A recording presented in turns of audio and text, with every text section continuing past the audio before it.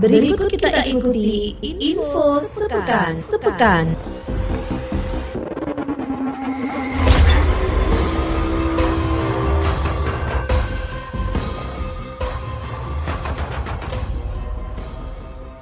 Pendengar dan pemirsa RRI Sumeneb.net. Sejak tanggal 28 Januari, kapal sabut Nusantara 91 yang melayani trayek ke sejumlah kepulauan Sumeneb memasuki masa docking sehingga terjadi kekosongan. Seekor hiu tutul ditemukan terdampar di pantai Batu Kerpui, Kecamatan Pasian, Kabupaten Pamekasan. Sebagai momentum perpisahan, Bupati Slamet Junaidi berpamitan kepada masyarakat Sampang.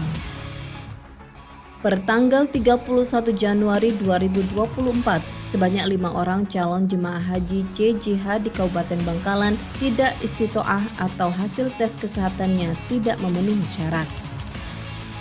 Seluruh informasi peristiwa politik, ekonomi, sosial, dan budaya di Madura tersebut kami rangkum dalam Info Sepekan edisi 4 Februari 2024 bersama saya, Rukaya Zen.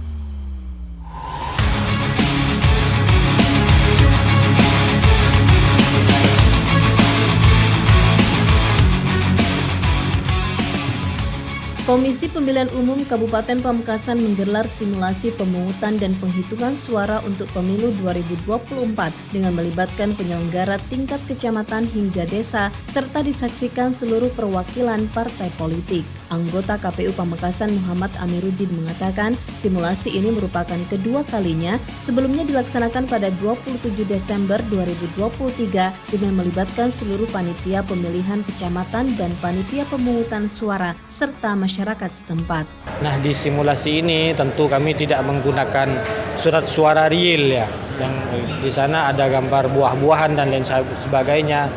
Dan juga untuk paslon presiden dan wakil presiden ada 3 paslon. Simulasi ini bertujuan untuk memastikan bahwa KPU Kabupaten Pamekasan sudah siap melaksanakan pemilu, terutama pemungutan dan penghitungan suara 2024. Amir berharap melalui simulasi ini pemilih dan anggota kelompok penyelenggara pemungutan suara KPPS bisa memahami cara mencoblos dan aturan yang harus dipatuhi saat di tempat pemungutan suara.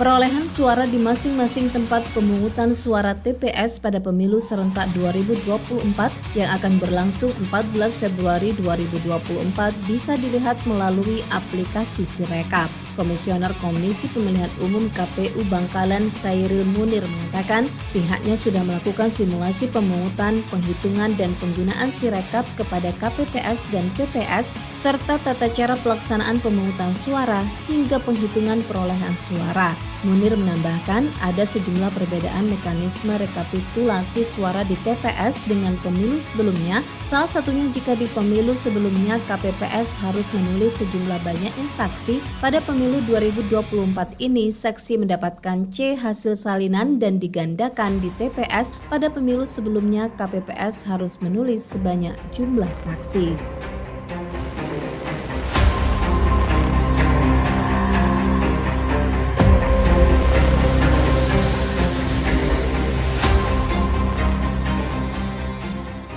Tidak mengikuti aturan, KPU Sampang membatalkan 3 partai politik peserta pemilu sehingga dari 18 partai politik peserta pemilu sekarang tersisa 15 partai politik. Koordinator Divisi Teknis Penyelenggaraan KPU Sampang Siti Aisyah menerangkan 3 partai politik peserta pemilu dibatalkan karena tidak mengikuti aturan kepesertaan pemilu, yaitu tidak menyampaikan dokumen laporan awal dana kampanye LADK sampai batas waktu yang telah ditentukan. Kendati demikian, logo dan nomor urut partai akan tetap tertera pada surat suara karena terlanjur sudah dicetak. suratnya sudah dicetak, walaupun yang kemarin yang Ali Muhsin itu kan juga surat suara sudah tercetak. Begitu ditetapkan menjadi DCT, maka ketika ada pembatalan oleh KPU, maka tidak akan merubah surat suara. Itu yang tertuang di PKPU pencalonan seperti itu. Jadi prosedurnya nanti bagaimana ketika ada, maka KPU akan mengumumkan di TPS-TPS dan KPPS pun wajib menyampaikan itu kepada pemilih secara berkala seperti itu. 3 partai tersebut adalah Partai Umat, Partai Buruh, dan Partai Kebangkitan Nusantara (PKN).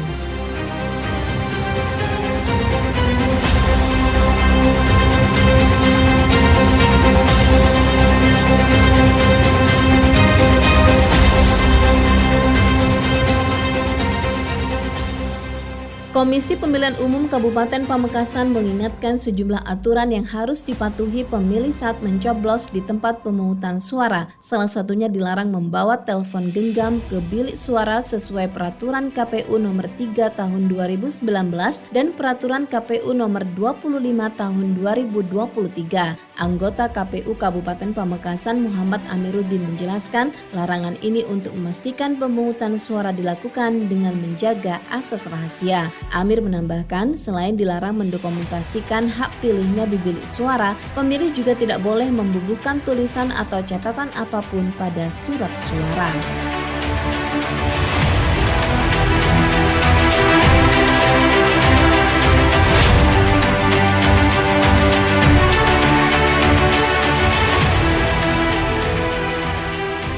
KPU Sampang menyiapkan 2 TPS lokasi khusus Loksus kepada narapidana dalam pemilu 2024.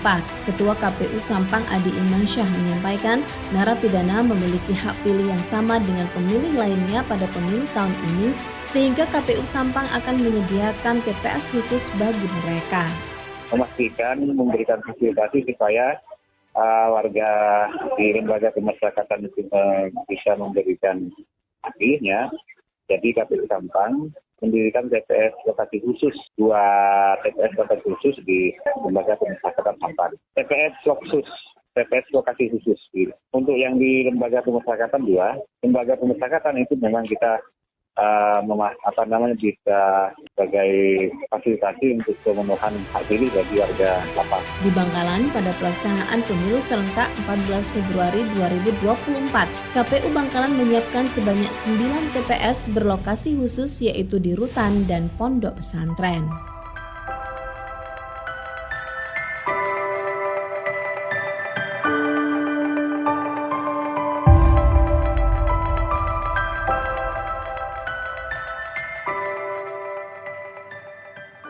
Polres Sampang saat ini tengah menindaklanjuti dugaan penganiayaan yang dilakukan anggota panitia pemilihan kecamatan PPK terhadap anggota panitia pemungutan suara PPS di Desa Panyirangan, Kecamatan Pangarengan. Kasih Humas Polres Sampang Ibtu Sujianto mengatakan saat ini laporan tersebut sudah ada di penyidik dan dalam tahapan pengumpulan alat bukti termasuk juga hasil visum yang dikeluarkan oleh RSUD Muhammad Zin Sampang. Sujianto menjelaskan peristiwa penganiayaan itu terjadi di kantor Kecamatan Pangarengan. Diduga peristiwa itu terjadi karena PPK dan PPS tidak sejalan dalam hal penentuan lokasi sekretariat PPS.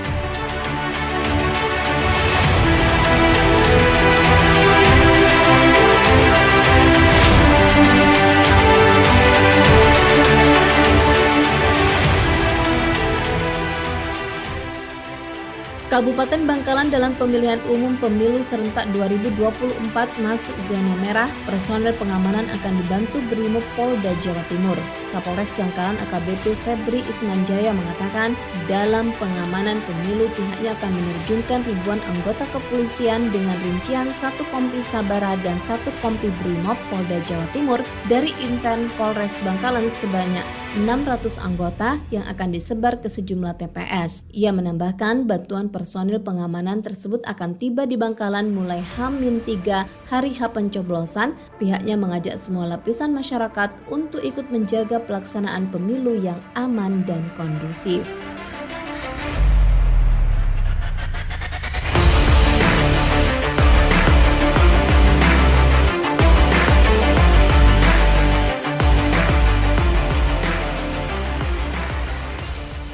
Dari 3 ABK KM Putra Sumbermas yang dinyatakan hilang akibat laka laut pada 20 Januari 2024 lalu, 1 diantaranya ditemukan dalam kondisi meninggal dunia. Jenazah atas nama Zainal Abidin ditemukan warga di pantai Desa Budi, Kecamatan Arjesa, Kepulauan Kangian, Kabupaten Sumeneb. Kasih Humas Polres Sumeneb AKP Widiarti menjelaskan, sesuai permintaan keluarga, jenazah tidak dipulangkan ke daerah asal yakni Lamongan, melainkan dikebumikan di pemakaman umum lokasi penemuan.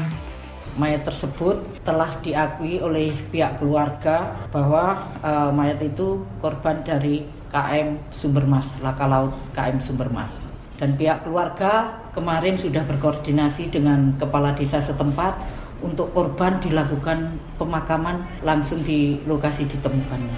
Untuk 2 ABK lainnya, Widiarti menyatakan telah berkoordinasi dengan berbagai pihak, termasuk para nelayan untuk melaporkan jika mendapati atau mengetahui keberadaan korban.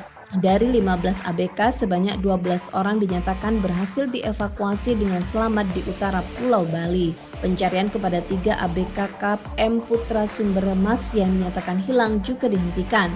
Untuk selanjutnya, tim SAR meminta bantuan setiap kapal yang melintas di perairan Sapeken dan utara Bali untuk melakukan pemantauan.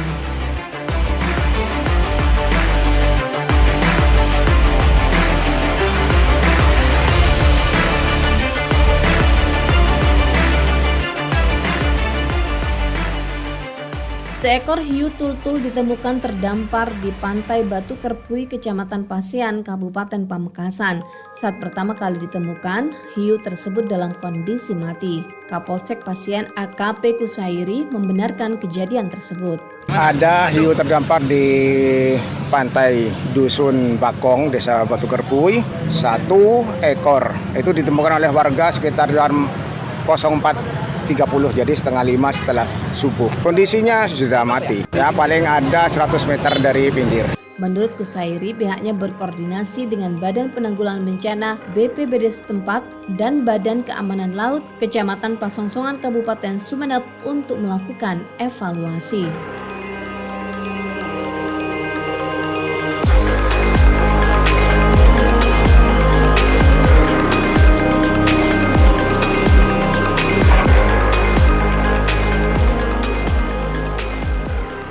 Sebagai momentum perpisahan, Bupati Slamet Junaidi berpamitan kepada masyarakat Sampang. Bupati Idi menyampaikan jika sejak awal menjabat Bupati tidak mencari apapun kecuali ingin membangun Sampang dan niat ibadah, maka pihaknya fokus memberikan yang terbaik untuk masyarakat Sampang.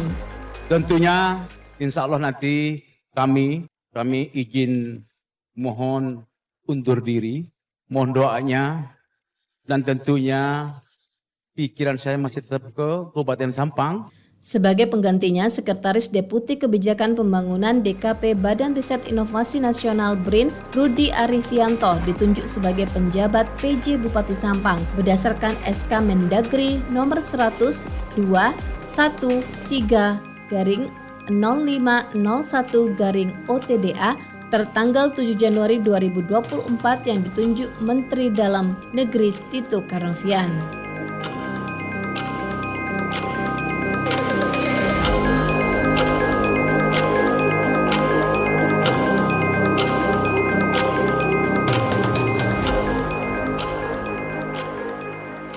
Sejak tanggal 28 Januari kemarin, kapal Sabuk Nusantara 91 yang melayani trayek ke sejumlah kepulauan Sumeneb seperti Masalembu, Karamian, Sapudi, Sapeken, Kepala Kantor Kesyahbandaran dan Otoritas Pelabuhan KSOP Kalianget Taufikur Rahman mengaku telah menyiapkan afirmasi agar dimaklumi warga atas kekurangan armada yang melayani trayek tersebut. Sedangkan waktu lamanya docking biasanya berkisar antara 2 ataupun hingga 1 bulan.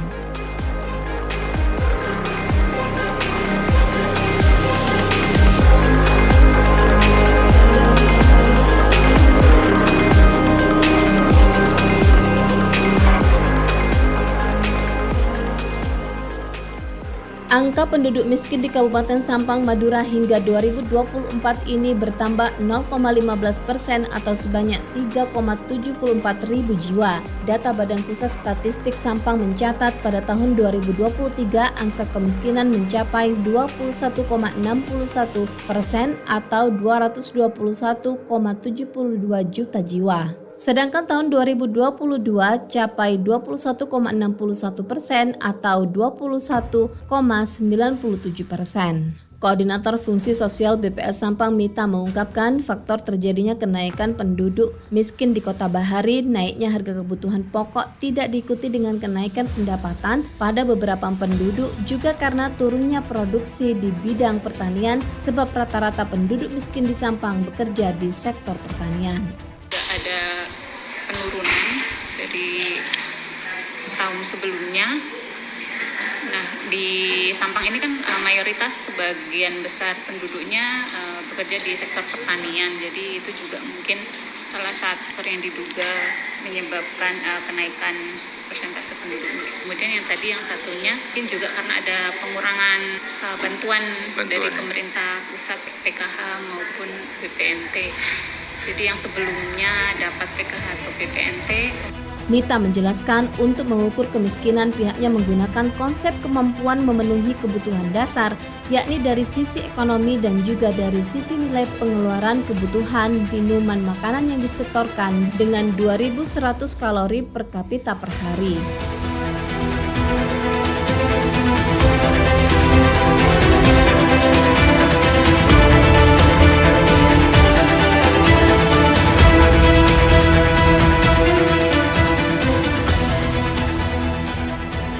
Pertanggal 31 Januari 2024, sebanyak 5 orang calon jemaah haji CJH di Kabupaten Bangkalan tidak istitoah atau hasil tes kesehatannya tidak memenuhi syarat sehingga mereka belum bisa melakukan proses pelunasan.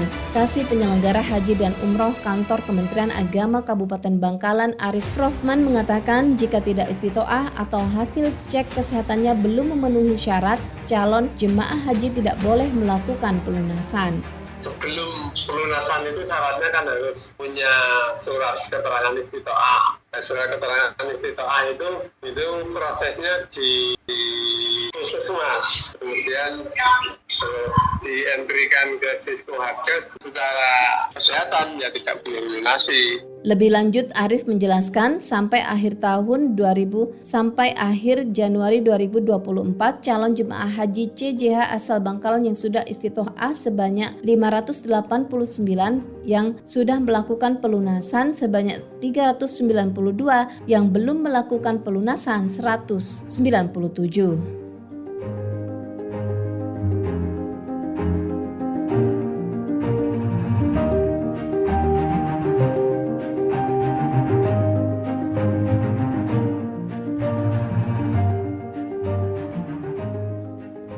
Puluhan ekor sapi di Kecamatan Ampunten, Sumeneb banyak yang terserang penyakit benjolan panas dan tidak mau makan. Hozaini, salah seorang tokoh warga desa Keles, menceritakan peternak resah karena mereka trauma dengan penyakit mulut dan kuku PMK pada sapi yang menyerang tahun lalu sehingga mereka sebagian ada yang dijual. Perkembangan penyakit sapi berdesi jual, berdesi beres diobati karena sapi yang identik benar penyakit benoreng. Banyak si tangkap ke penyakit obat tel-ketel di artinya latih di benoreng. Sementara itu, salah seorang petugas dari Dinas Peternakan di Kecamatan Ampunten, Nur Syaiful Rahman, membenarkan adanya serangan virus yang hampir sama dengan LSD itu. Namun demikian, dia berharap agar masyarakat tidak panik karena penyakit tersebut bisa disembuhkan dengan cara divaksin.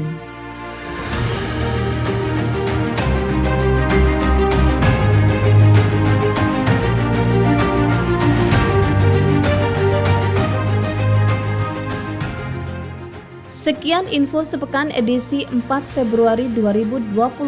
Naskah dan narator Rukaya Zen, produksi Radio Republik Indonesia Sumeneb.